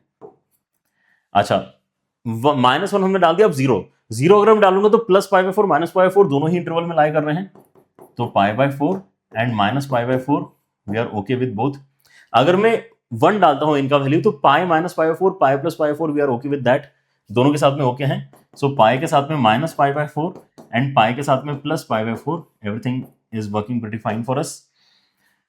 फिर हम एक और ले लेते हैं, यहां पे जब n की वैल्यू में 2 लेता हूं, n की वैल्यू अगर मैं 2 लूंगा तो 2 pi plus pi by 4 is not allowed, लेकिन 2 pi minus pi by 4 is allowed. 2 pi minus pi by 4 is definitely allowed, ठीक है ना। तो हमें इन सब का क्या करना है, सम करना है। तो सम करके आप बस बता दो कितना आंसर आ रहा है, वही आपका फाइनल आंसर है। सम कितना आ जाएगा, इन दोनों को ऐड करोगे तो पाई बाय 4 कैंसिल करके प्लस पाई बनता है, ये दोनों आपस में ऐड करके कैंसिल हो जाएंगे। इन दोनों को ऐड करोगे 2 पाई बनेगा, तो 2 पाई 0 एंड पाई, तो 3 पाई आपका आंसर आ गया, ठीक है ना।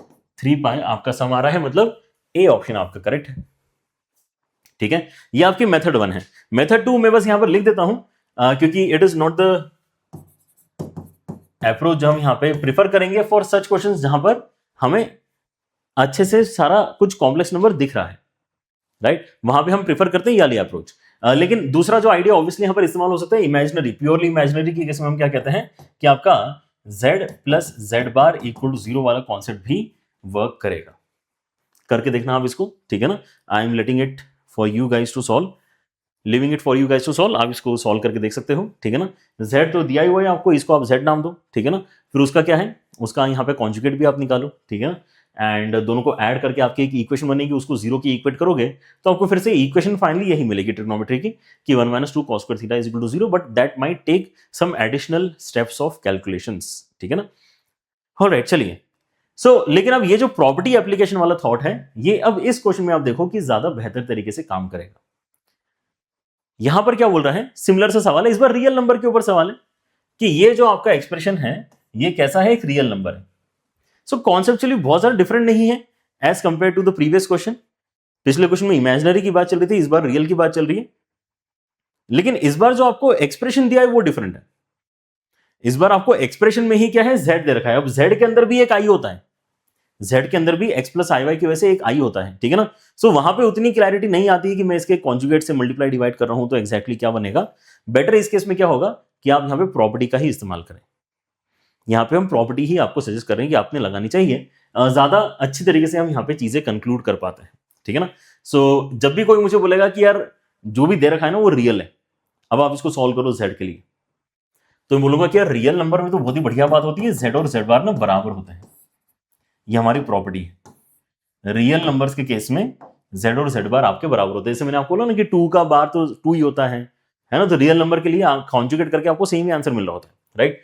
z क्या है हमारे पास में, अच्छा, लेकिन यहाँ पर जो प्रॉपर्टी है, चलो ठीक है, मतलब समझ जाना कि ये प्रॉपर्टी है जो हम यहाँ पे अप्लाई करना चाहते हैं इन सच क्वेश्चंस, ठीक है ना, क्योंकि यहाँ पे एक्चुअली जो कॉम्प्लेक्स नंबर है उसके अंदर भी z इस्तेमाल हो रहा है।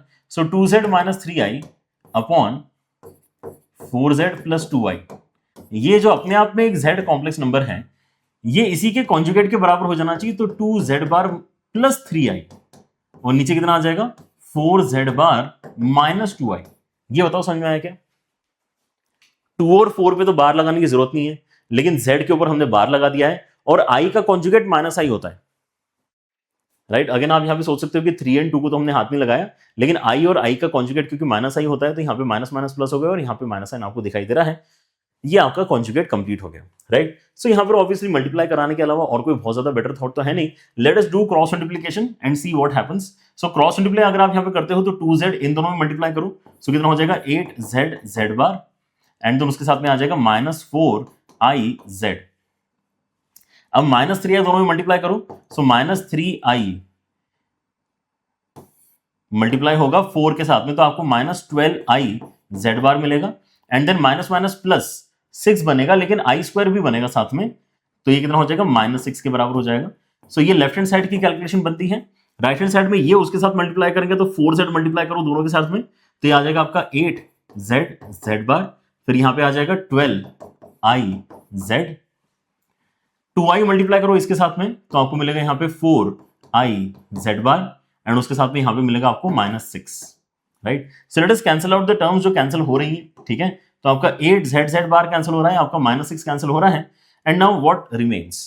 अगर आप ध्यान से देखते हैं तो ये क्वांटिटी उस तरफ जाके 16iz बनेगा, ये क्वांटिटी उस तरफ जाके अगेन 16iz बार बनेगा, राइट। सो ये दोनों टर्म्स आपके यहां पे मर्ज होंगे और 16i आपका कॉमन भी आ जाएगा, समझ रहे हो। तो आपके उसमें यहां पे आ रहा है 16iz एंड प्लस 16iz बार, ये आपका 0 है।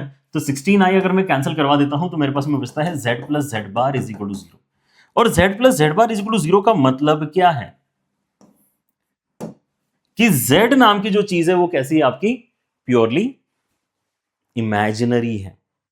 क्या है ये, प्योरली इमेजिनरी है।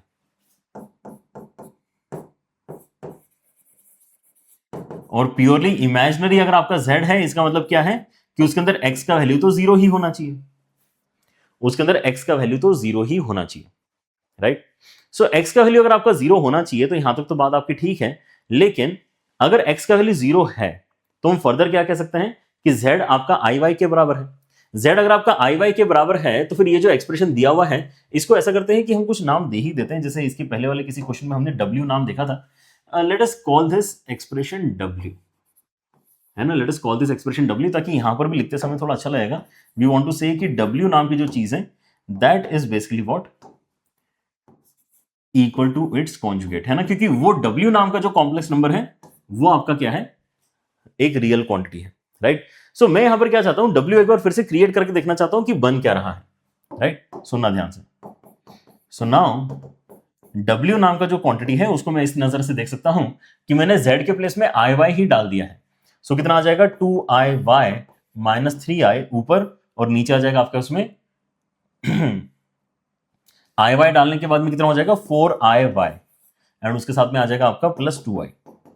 So what you can do now is, आप ऊपर नीचे से यहां पे i कैंसिल करवा सकते हो और आपको एक रियल क्वांटिटी मिल रही है।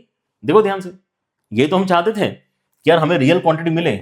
तो रियल क्वांटिटी के लिए हमने क्या बोला कि अच्छा देखो ऊपर नीचे से i कैंसिल करके आपको क्या मिल रहा है, 2y minus 3 upon 4y plus 2। इस फॉर्मेट की आपको यहां पर एक रियल क्वांटिटी मिल रही है, ठीक है ना। सो x तो आपका 0 है ही है। अब यहां पे इन्होंने क्वेश्चन किस तरीके से पूछा उसको देखते हैं with both of these circle वाले इंपॉर्टेंट आइडियाज। ये एक इंपॉर्टेंट आइडिया है इस क्वेश्चन में और ये भी इंपॉर्टेंट आइडिया बनता है, राइट।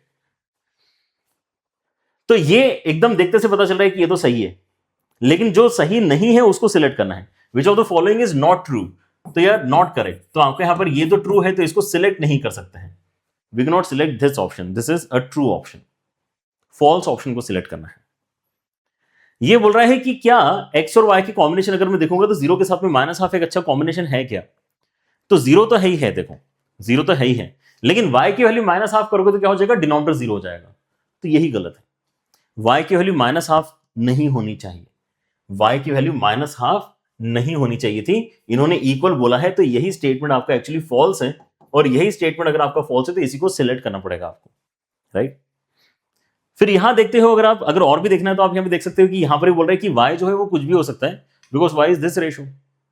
लेकिन y क्या नहीं हो सकता, जहां पर आपको sorry y is not this ratio, this is basically w। लेकिन y क्या हो सकता है, y कुछ भी हो सकता है, बस डिनोमिनेटर 0 ना हो जाए इस बारे में आपको ख्याल रखना है। सो y क्या क्या हो सकता है, एवरीथिंग माइनस इन्फिनिटी से लेकर इन्फिनिटी तक, accept minus half, sorry accept minus half. y की वैल्यू आप कुछ भी यूज कर सकते हो, ठीक है ना। सो ये भी आपका ट्रू ऑप्शन है ना, ये आपका ट्रू ऑप्शन है। Yes, your y can be anything accept minus half, यही तो हम भी कह रहे हैं। और अगर आप ये कहते हो कि देखो आपका y का वैल्यू माइनस हाफ नहीं होना चाहिए, जब x का वैल्यू 0 है, ये तो पक्की बात है कि x का वैल्यू 0 है, ठीक है ना। y का वैल्यू माइनस हाफ नहीं होना चाहिए, इसका मतलब ये वाली इक्वेशन भी -1/4 नहीं बनना चाहिए, ये आपका ट्रू स्टेटमेंट है। क्योंकि इस इक्वेशन में अगर आप यहाँ पे लेफ्ट हैंड साइड में 0 को माइनस हाफ डालते हो तो वो -4 बनता है, जबकि नहीं बनना चाहिए, यही वो कहना चाह रहा है, ठीक है ना। तो अगर आप 0 डालते हो यहाँ पे माइनस हाफ यहाँ पे, और यहाँ पे क्या आ जाएगा +1/4, 1/4 और -1/2 is going to give us -1/4। तो ऐसा नहीं होना चाहिए। जो भी आपके x और y निकल कर आए हैं, those values should not and up creating -1/4 अगर इस अरेंजमेंट में डालते हैं तो, ठीक है ना। तो ये स्टेटमेंट भी आपका ट्रू है कि हाँ ऐसा नहीं होना चाहिए, है ना। ये समझने में थोड़ा सा यहां पर हो सकता है कि आपको एक बार फिर से सुनना पड़े कि मैंने क्या बोला।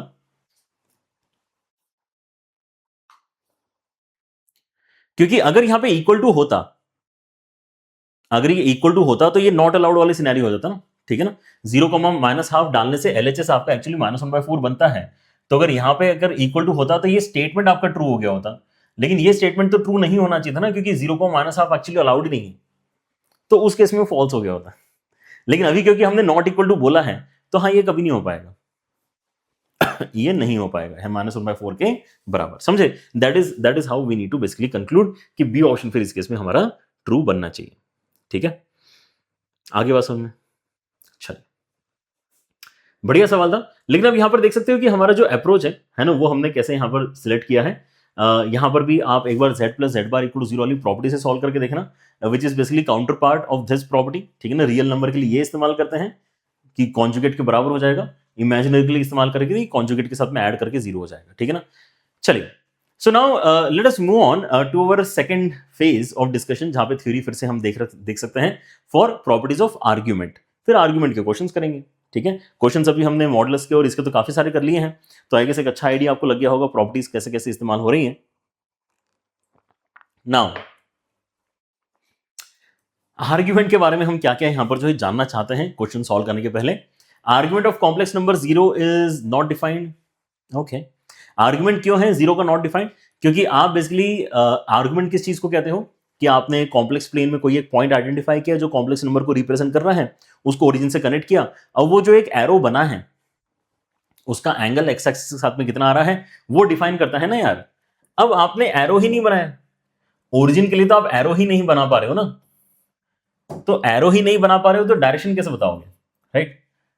क्योंकि एरो की जो डायरेक्शन होती है उसी को हम थीटा कहते हैं, उसी को आर्ग्यूमेंट कहते हैं। ठीक है, तो इसलिए पहला वाला पॉइंट यहां पर एकदम ठीक है, बट क्वेश्चंस में ज्यादा यूज नहीं हो पाएगा, है ना। ये बस पता होना चाहिए कि यार ये आर्गुमेंट की वन ऑफ द प्रॉपर्टीज है कि argument of a complex number 0 is not defined. Next, आपका अगर z प्योरली रियल है तो आपका जो आर्गुमेंट का वैल्यू या फिर 0 या फिर पाई ही आ सकता है, which again makes a lot of sense, क्योंकि अगर आप रियल नंबर्स देखते हो तो वो एक्स एक्सिस पे लाई करेंगे।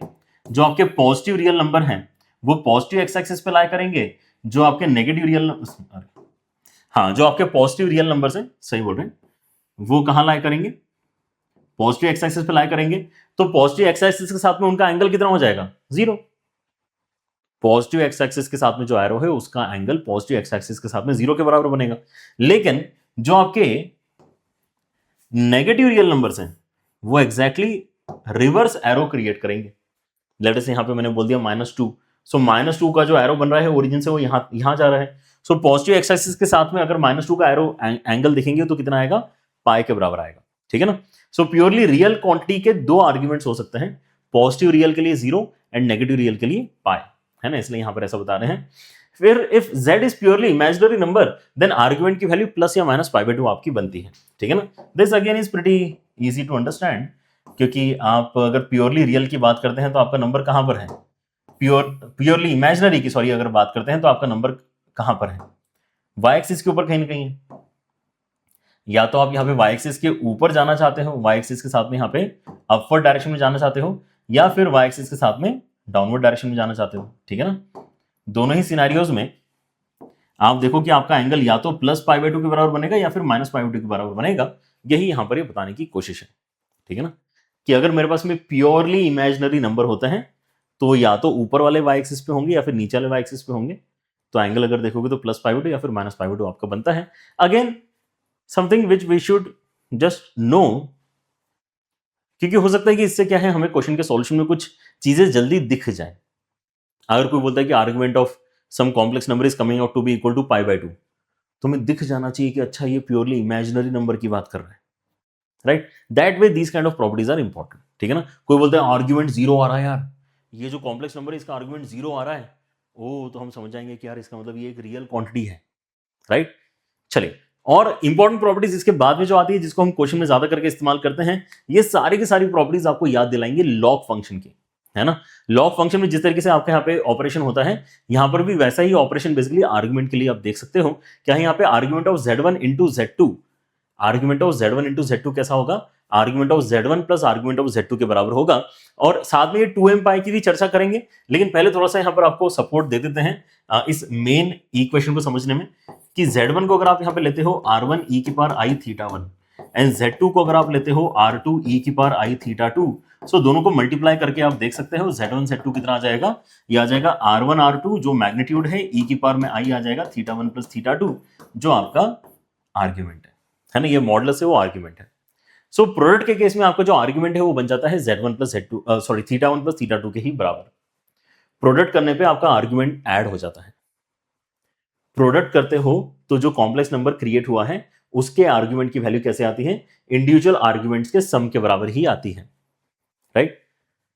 सो ये कैसा फील हो रहा है कि लॉग के अंदर भी होता है ना, log of m into n कितना होता है, log of m plus log of n होता है, ये लगभग वैसा ही फील हो रहा है। वैसे ही log of m by n कितना होता है, log of m minus log of n होता है, ये भी ऐसा ही फील हो रहा है। फिर लॉग के अंदर भी हम यहाँ पर एक प्रॉपर्टी देखते हैं कि यार n की पावर अल्फा है तो अल्फा आपका नीचे आ जाता है। वैसे यहाँ पर हम क्या बोल रहे हैं कि यार यहाँ पर भी हम ये कर सकते हैं कि यार कॉम्प्लेक्स नंबर का क्यूब है, लेटर से z क्यूब का मुझे आर्ग्यूमेंट बताना है, तो आप क्या कर सकते हो, यहाँ पे 3 को नीचे निकाल के केवल आर्ग्यूमेंट ऑफ z निकालने की कोशिश यहाँ पे कर सकते हो, ठीक है ना। एंड लास्ट वाली property again is very important, जहां पे आप ये बोलते हो कि आर्ग्यूमेंट ऑफ z बार कितना होना चाहिए, कॉन्जुगेट का आर्ग्यूमेंट जो होता है वो माइनस थीटा होता है, ये हम ऑलरेडी देख चुके हैं। पोलर फॉर्मेट में आपको याद होगा हमने पिछली वीडियो में डिस्कस किया है कि अगर मेरा expression cos theta minus i sine theta है जो कि z बार का ही रिप्रेजेंटेशन है, तो उस केस में आपका इसमें जो आर्ग्यूमेंट आता है वो माइनस थीटा के बराबर आता है। तो कॉन्जुगेट करने पे क्या होता है, आपका आर्ग्यूमेंट नेगेटिव साइन के साथ में आपको दिखने लगता है, माइनस थीटा दिखने लगता है। और अगर आप रेसिप्रोकल करोगे तो भी आपको सेम चीज नजर आएगी। जैसे आप यहाँ पे z1 का रेसिप्रोकल करो, z1 का रेसिप्रोकल करोगे तो 1/r1 तो आएगा ही, लेकिन अब उसको नीचे जो e की पावर आई थीटा 1 है उसको आप न्यूमरेटर में e की पावर माइनस आई थीटा 1 लिख सकते हो, ठीक है ना। तो रेसिप्रोकल करने पे क्या हुआ है, 1/z1 करने पे क्या हुआ है, आया तो ऐसा ही है, लेकिन इसको सिंप्लीफाई करते समय 1/r1 के साथ में e की पावर में माइनस आई थीटा 1 क्योंकि आप लिख सकते हो, तो यहाँ पे जो फिर से आपका एंगल है वो कितना आ गया है, आई के साथ में माइनस थीटा 1 आ गया है, which will represent the argument, right. So argument की वैल्यू रेसिप्रोकल करने पे भी ओरिजिनल कॉम्प्लेक्स नंबर का नेगेटिव हो जाता है एंड कॉन्जुगेट लेने पे भी ओरिजिनल कॉम्प्लेक्स नंबर के आर्ग्यूमेंट का नेगेटिव हो जाता है, ठीक है। अब बात कर लेते हैं यहाँ पे जो 2m पाए है उसकी, है ना। काफी सारे बच्चे यहाँ पे इंतजार कर रहे होंगे कि सर पूरा नहीं पढ़ा आपने। यस, ये जो 2m पाई लिखा हुआ है ये क्यों लिखा हुआ है, इसके ऊपर बात हमने वैसे पिछली वीडियो में करी हुई है कि अगर मैं किसी भी पॉइंट को लोकेट करता हूं आर्गेंट प्लेन पे, कॉम्प्लेक्स प्लेन पे, और अगर मैं चाहता हूं कि मैं अब क्या करूं, मैं उस पॉइंट का आर्ग्यूमेंट रिप्रेजेंट करूं। सो आर्ग्यूमेंट अगर मैं रिप्रेजेंट कर रहा हूं, लेट से मैंने ये वाला पॉइंट आइडेंटिफाई किया है, और मैं यहां पर इसका आर्गुमेंट आइडेंटिफाई करना चाहता हूं कितना है। सो एक तो तरीका यह है कि मैं सिंपली यहां पे आके रुक जाऊं, दूसरा तरीका यह है कि आप पूरा घूम के भी आ सकते हो, उसको भी कहेंगे तो आर्गुमेंट है, ठीक है ना। या फिर आप रिवर्स डायरेक्शन में भी, है ना, होना तो नीचे लेकिन आपका मन कर रहा है तो आपको रोक कौन सकता है, कोई नहीं रोक सकता। तो ये सारे ही काम अगर आप कर रहे हो तो आप पहुंच तो व्हाइट एरो तक ही रहे हो ना, starting from x axis you are reaching to your arrow, मतलब ये सभी आपके जो है आर्ग्यूमेंट के लिए एकदम करेक्ट वैल्यूज हैं। बट ये क्या प्रिंसिपल वैल्यूज है, नहीं है। प्रिंसिपल वैल्यू इसमें से केवल वही है जहां पर आपने थीटा अभी यहां पे मार्क किया हुआ है, राइट। सो आपके पास में हो सकता है कि जब आप इस तरीके से अपना काम कर रहे हो, ये वाला एग्जांपल सोचना सबसे आसान है। यहां पर आप सोचो कि आपको मैंने z की पावर 10 दे दिया, आप इसका आर्गुमेंट निकाल के बताओ, तो ये प्रॉपर्टी बोल रही है कि कुछ नहीं, आप इसको बाहर निकाल लो 10 को, और आर्गुमेंट z जितना भी आ रहा है उसमें 10 बाद में मल्टीप्लाई कर लेना। सो जैसे आप ये काम करने का सोचते हो और आर्गुमेंट ऑफ z लेटर से आपका आ गया है, ये आ गया है आपका लेटर से 50 डिग्रीज, आर्गुमेंट ऑफ z आ गया है 50 डिग्रीज। अब 10 times of argument of z तो 500 डिग्री हो जाएगा ना भाई, समझ रहे हो, 500 डिग्रीज हो जाएगा।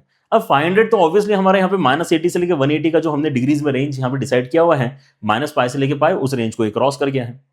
तो हम क्या बोलते हैं यहाँ पर, ये जो 2m π है ये बेसिकली हमें बोल रहे हैं कि आप अपने हिसाब से m सिलेक्ट कर लेना, ऐसा सिलेक्ट कर लेना कि फाइनली जो आपका z की पावर n का आर्ग्यूमेंट है वो प्रिंसिपल रेंज में लाई कर जाए, ठीक है ना। तो मैं क्या करना चाहूंगा उस केस में, अगर 500 बन गया है तो मैं उसके अंदर से 360 सब्ट्रैक्ट करके देखता हूं कितना आ रहा है ना। 360 अगर मैं सब्ट्रैक्ट करूंगा तो मेरे पास में 180 से कम वैल्यू बन रही है, तो बहुत बढ़िया, यही मेरा फिर 360 सब्ट्रैक्ट करके जो आंसर आ रहा है वही मेरा फाइनल आंसर हो जाना चाहिए, right. So that way this particular value is basically placed here so that we can bring down और we can basically add up the value and create the principal value as required, ठीक है ना। सो आप यहां पर वैसे भी ये भी या तो ये सोच सकते हैं कि हमें प्रिंसिपल वैल्यू तक जाना है, या फिर आप ये बोल सकते हो कि हाँ इसके अंदर आप कितना भी 2m पाई ऐड कर लो, उसको भी आर्ग्यूमेंट के जैसा आपको अलाउ करना पड़ेगा, राइट। यहां पे आप m की वैल्यू 0 डालते हो तो इतना सा ही फॉर्मूला बनेगा, है ना, इतना सा ही फॉर्मूला बनेगा, इतना सा ही बनेगा, इतना सा ही बनेगा, ये सारी चीजें अलाउड है m की वैल्यू 0 डालने पे, क्योंकि वो चीज बन रही है आपकी। बट अगर आप 2 पाई एक्स्ट्रा जोड़ दोगे तो कोई आपको मना नहीं कर सकता, 4 पाई अगर आप जोड़ दोगे तो कोई मना नहीं कर सकता, 2 पाई आप सब्ट्रैक्ट कर दोगे तो आपको कोई मना नहीं कर सकता, ये सारी चीजें आप कर सकते हो। लेकिन फिर से बात वही आ जाती है कि अगर आपको यहाँ पे प्रिंसिपल वैल्यू बतानी है तो आपको वही करना पड़ेगा जिससे आपके पास में -π से लेके पाई के बीच का आंसर जनरेट हो रहा है, ठीक है ना। कई बार बच्चे बेसिकली इस 2m पाई को लेके परेशान हो रहे होते हैं, इसलिए यहाँ पर आपको थोड़ा 2-3 बार एक्सप्लेन कर दिया। आई होप आपको यहाँ पे समझ में आ चुका होगा। चाहे आप ऐसा सोचें कि ये हमने लगाया है to bring things inside the principal value का अलाउड इंटरवल, या फिर आप ये सोच सकते हैं कि 2m पाई जो है आप लगाते रहो n की फॉर सम इंटीजर, है ना। फॉर सम इंटीजर लिखा है, फॉर एनी इंटीजर भी अगर आप यहां पे कर दोगे तो भी क्या होगा, वो अलाउड तो है ही। प्रिंसिपल वैल्यू के लिए फॉर सम इंटीजर यहां पर लिखा हुआ एकदम करेक्ट है, प्रिंसिपल वैल्यू के लिए, क्योंकि किसी पर्टिकुलर m के लिए ही आप ये ऐसा कर पाओगे कि आप उसको पूरे कलेक्शन करके एक प्रिंसिपल वैल्यू के अंडर, है ना, पहुंचा पाओगे। मेरा एग्जांपल मेरे ख्याल से सबको समझ में आ गया होगा कि भाई यहाँ पे आपका आर्गुमेंट ऑफ z अगर 50 डिग्रीज है, या आप यहाँ पे लेटर से सिंप्लीफिकेशन के लिए 60 ले लो, कोई दिक्कत नहीं है, या 30 ले लो, ठीक है ना। आपके पास में यहाँ पे अगर ये आ चुका है 30 डिग्री लेटर से, ओके, तो 30 डिग्री आ चुका है। यहाँ पे हमने क्या किया, z के बाद 10 का आर्गुमेंट निकालने की कोशिश करी है, तो 10 टाइम्स ऑफ 30 मतलब 300 बन चुका है। 300 डिग्री जो आया है वो आर्गुमेंट की तो करेक्ट वैल्यू है, राइट। लेकिन क्या हमने 300 डिग्री अपना आंसर बताना चाहिए क्या? 300 डिग्री अगर आपका बन रहा है मतलब आप यहाँ पे कहीं पहुंच रहे हो, राइट। 300 डिग्री अगर आप बता रहे हो तो आप इस एरो की कहीं ना कहीं जो है बात कर रहे हो, लेकिन इस एरो की अगर बात करना ही थी तो आपने एक्चुअली इस डायरेक्शन में इसको -60 डिग्रीज कहना चाहिए था, राइट। सो वैसा आप यहाँ पे क्या कर सकते हो, फिर m की वैल्यू -1 ले सकते हो। m की वैल्यू -1 लेने से क्या होगा, 2 पाई आपका सब्ट्रैक्ट हो जाएगा, तो वही आपका जो बेसिकली आंसर है वो करेक्ट -60 डिग्री बन जाएगा, ठीक है ना। So that's how we need to understand this. चलिए ये वाला क्वेश्चन सॉल्व करके देखते हैं। आर्ग्यूमेंट की प्रॉपर्टीज हम यहाँ पे, है ना, समझ चुके हैं, बट इनको सॉल्व करने का जो तरीका है वो काफी एक डिफरेंट सा मैं आपको सजेस्ट कर रहा हूँ, ध्यान से देखना। एंड मैं चाहूंगा कि आप उसी तरीके से अपने इस तरह के क्वेश्चंस को सॉल्व करो जहां पर आर्ग्यूमेंट इन्वॉल्व होता है। ये बोल रहे हैं कि z एंड w क्या है, z और w क्या है, यहाँ पे दो कॉम्प्लेक्स नंबर्स हैं जिनको मल्टीप्लाई करके अगर मैं मैग्नीट्यूड लेता हूं तो बेसिकली आपको 1 मिलता है, और आर्ग्यूमेंट ऑफ z और आर्ग्यूमेंट ऑफ w को अगर मैं सब्ट्रैक्ट करता हूं तो π/2 मिलता है, ठीक है ना। इनके बीच में 90 डिग्री का एंगल है। तो मेरा कहने का यहाँ पर जो रीजन है कि मैं जो बता रहा हूं वैसे ही सॉल्व किया करो,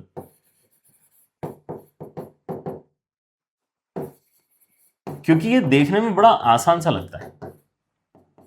इसमें आपको ऐसा लग भी सकता है कि हमने प्रॉपर्टीज तो यूज ही नहीं करी, दैट्स फाइन, कोई दिक्कत नहीं। प्रॉपर्टीज यूज नहीं करी मतलब क्या है, ठीक है ना, नहीं करनी तो नहीं करनी। तो हम यहाँ पर देखो एक प्रॉपर्टी तो यूज कर ही रहे हैं कि हम यहाँ पे मॉडुलस को ब्रेक कर रहे हैं।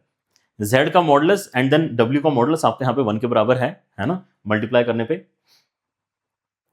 और आर्ग्यूमेंट ऑफ z जो है वो आर्ग्यूमेंट ऑफ w प्लस π/2 के बराबर, आर्ग्यूमेंट ऑफ w प्लस π/2 के बराबर है। तो अगर मैं यहां पे w पहले डिफाइन कर लूं तो उस डेफिनेशन की मदद से मैं z भी डिफाइन कर सकता हूं। अगर मैं w लेटर से डिफाइन कर देता हूं r⁴ तो क्योंकि w का मैग्नीट्यूड और z का मैग्नीट्यूड मल्टीप्लाई करके 1 आ रहा है, तो z का मैग्नीट्यूड तो 1/w का मैग्नीट्यूड होना चाहिए, मतलब 1/r होना चाहिए, ये सर। और वैसे ही आर्ग्यूमेंट ऑफ z जो है क्योंकि ये आर्ग्यूमेंट ऑफ w प्लस π/2 के बराबर है, तो ये जो लिखा हुआ है ये आपका आर्ग्यूमेंट ऑफ z होना चाहिए। तो अगर मुझे ये पता चल गया है कि z का मैग्नीट्यूड कितना है और उसका आर्ग्यूमेंट कितना है, तो z लिखने में कहां दिक्कत है।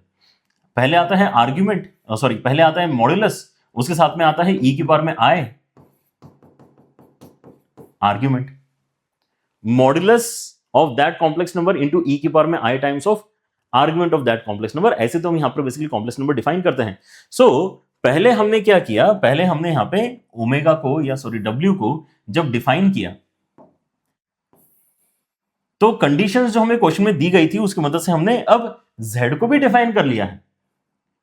अच्छा, अगर हमने कंडीशंस की मदद से z को डिफाइन कर लिया है तो अब मुझे बताओ कि हमें चेक ही तो करना है। बस जो हमें चेक करना है वो क्या है कि z बार इंटू ओमेगा की वैल्यू इन दोनों में से क्या आ सकती है, z बार इंटू ओमेगा इन दोनों में से क्या आ सकता है, एंड z इंटू ओमेगा बार में से इन दोनों में से क्या आपको मिल सकता है। सो चलो हम यहां पे एक बार करके देखते हैं z into omega bar. z into omega bar ही क्यों करना चाह रहा हूं मैं, क्योंकि मुझे लग रहा है कि यार ओमेगा का बार निकालना थोड़ा ज्यादा आसान है, तो मैं इसलिए ऐसा कर रहा हूं। सो दोनों को जब मैं मल्टीप्लाई करूंगा तो सोचना यहां पर आपको ओमेगा बार बनेगा कितना, 1 बाय आर ई की पावर में आई के साथ में थीटा प्लस पाई बाय 2 है, एंड देन उसके साथ में आर ई की पावर माइनस आई थीटा है। समझो, क्योंकि जेड ओमेगा का डब्ल्यू का क्या कर रहा हूं मैं यहां पे, डब्ल्यू का मैं बेसिकली बार लेके मल्टीप्लाई कर रहा हूं, डब्ल्यू का मैं बार लेके मल्टीप्लाई कर रहा हूं, ठीक है ना। तो आर और आर तो देखो कट ही रहे हैं, लेकिन साथ ही साथ आपका e raise to i theta, e raise to i pi by 2 and e raise to minus i theta में से e raise to i theta, e raise to minus i theta भी कैंसिल हो रहे हैं, और आपको e raise to i pi by 2 मिल रहा है, which is basically cos pi by 2 plus i sine pi by 2, which is basically आई। तो क्या जेड ओमेगा बार आपको दिया है आई के बराबर? नहीं दिया है। तो मतलब आपको एक्चुअली इनमें से कोई एक करेक्ट ऑप्शन मिलने वाला है, लेकिन क्या हम परेशान होंगे? नहीं होंगे, क्योंकि मैं क्या कर सकता हूं, इस इक्वेशन का बार ले सकता हूं ना, बिकॉज नाउ आई नो कि जेड ओमेगा बार कितना है, जेड ओमेगा बार आई के बराबर है, मतलब जेड बार ओमेगा ये माइनस आई के बराबर होना चाहिए। क्या क्या मैंने दोनों साइड बस कॉन्जुगेट ले लिया है, ठीक है ना। तो जेड बार ओमेगा और डब्ल्यू में बहुत ज्यादा यहां पर जो है इंटरचेंजेबली इस्तेमाल कर रहा हूं, आई होप आपको जो है दिक्कत नहीं हो रही होगी, तो so sorry for that. But इसमें क्या है, आगे चल के हम basically cube root of unity नाम की एक चीज पढ़ते हैं, जहां पे हम बेसिकली इसको ओमेगा बोलते हैं, ठीक है ना। वैसे लिखा जिस तरीके से वो ओमेगा ही है ना, डब्ल्यू हम ऐसे नहीं लिखते यूजुअली, ओमेगा ही लिखते हैं। But I don't want students जिनको पता है ओमेगा टू कंफ्यूज देम कि यार ये कहीं वो ओमेगा तो नहीं है, वो ओमेगा नहीं है, ये बेसिकली अपना रैंडम कोई कॉम्प्लेक्स नंबर है, जैसे जेड रैंडमली हमने डिफाइन किया है, वैसे ओमेगा या डब्ल्यू भी हमने रैंडमली ही डिफाइन किया है, इसलिए I am trying to call it W, but क्योंकि उसकी शक्ल देख के बार बार ओमेगा की याद आ जा रही है, ठीक है ना, इसीलिए।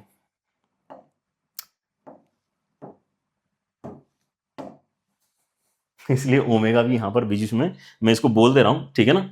ऑलराइट, सो ये क्या हो जा रहा है आपके पास में, जेड बार इंटू डब्ल्यू जो है ये माइनस आई के बराबर आ रहा है, मतलब सी ऑप्शन आपका करेक्ट होना चाहिए, ठीक है, समझ गए।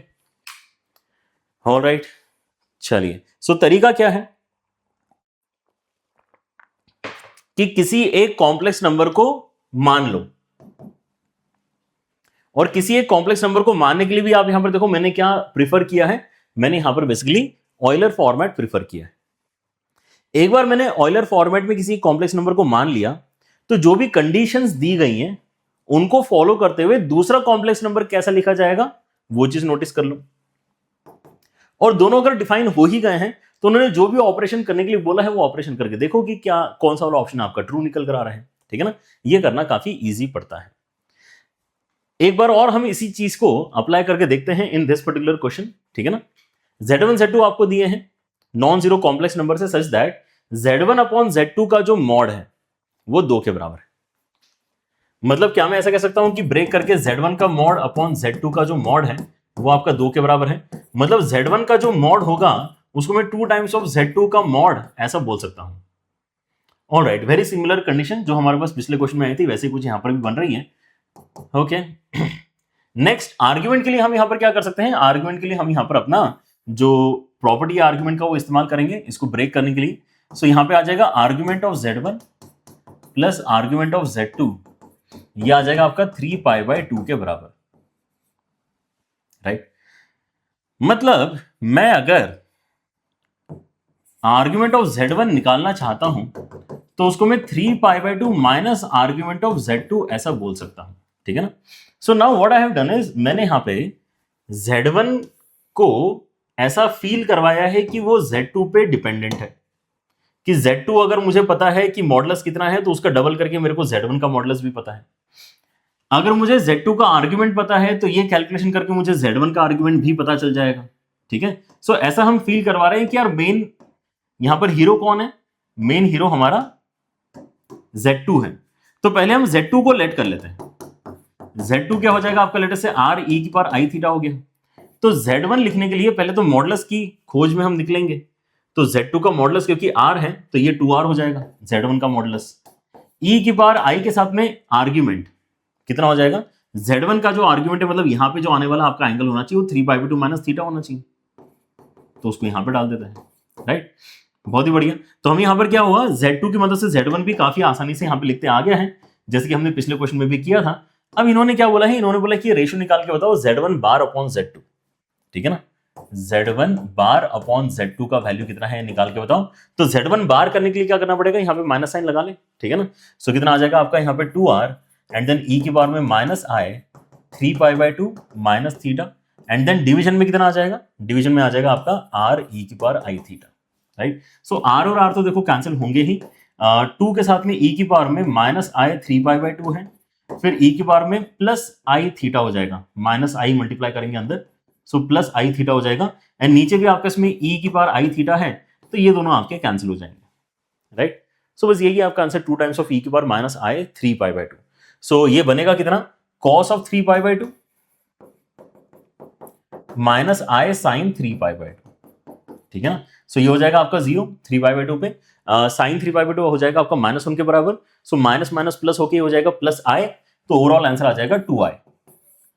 2i इस क्वेश्चन में आपका फाइनल आंसर बनना चाहिए, ठीक है ना। So again a similar idea we have used to solve this question as well, right. जहां पे एक कॉम्प्लेक्स नंबर को हम मेन हीरो मान लेते हैं, उसको पहले डिफाइन कर देते हैं। जैसे आप वो डिफाइन कर देते हो तो बाकी कंडीशंस की मदद से आप यहाँ पे जो बचा हुआ कॉम्प्लेक्स नंबर है उसको भी डिफाइन कर लो, मतलब कम वेरिएबल्स के साथ में आप यहाँ पर अपने दोनों ही कॉम्प्लेक्स नंबर को डिफाइन कर पाते हो। और फिर कुछ आपने यहाँ पे अगर कैलकुलेट करने के लिए बोला है तो उस तरह की चीजें हम काफी इजीली कैलकुलेट फिर कर पाते हैं, ठीक है ना। So these are some questions जो आप यहाँ पे आर्ग्यूमेंट के ऊपर देख पाते हो and I guess that's it. हमने यहाँ पे अपने तीनों ही जो इंपॉर्टेंट कॉन्सेप्ट्स हैं उनकी जो प्रॉपर्टीज हैं उनको अच्छे तरीके से देख लिया है। Now slowly we will move into the discussion of geometry, right. So अगले वीडियोस आपके लिए और भी ज्यादा इंपॉर्टेंट होने वाले हैं। Will start with triangle inequality, rotation theorem and then will move on to the pure geometry वाले क्वेश्चंस जो आपको यूजुअली सर्कल के, लाइन के देखने के लिए मिलते हैं, ठीक है ना। सो काफी इंटरेस्टिंग यहाँ पर डिस्कशन आगे आपको होने वाला है, लेकिन इस तरह की प्रॉपर्टीज वाले क्वेश्चंस अब आप यहाँ पे काफी अब जो है अच्छे तरीके से प्रैक्टिस कर सकते हो। Find these in your material और maybe if you want you can basically move to marks app and start solving the PYQs directly, ठीक है। Take care everyone, bye bye.